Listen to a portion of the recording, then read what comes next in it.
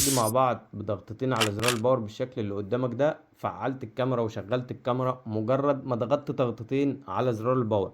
تعال اما نشوف ايه الخاصيه دي. الخاصيه دي لو انت محتاج تعمل حاجه سريعه ومش هتستنى تفتح الباسورد للجهاز زي ما انا بعمل كده، ومحتاج اي حاجه سريعه هنعملها مع بعض من خلال ضغطتين اتنين على زرار الباور. هتفتح الاعدادات، ومن الاعدادات هتجيب حاجه اسمها الميزات المتقدمه، هتضغط عليها وهتلاقي حاجه اسمها المفتاح الجانبي. وما تنساش لو ما اشتغلتش في موبايلك سيب لي نوع موبايلك في كومنت، او لو ما لقيتهاش.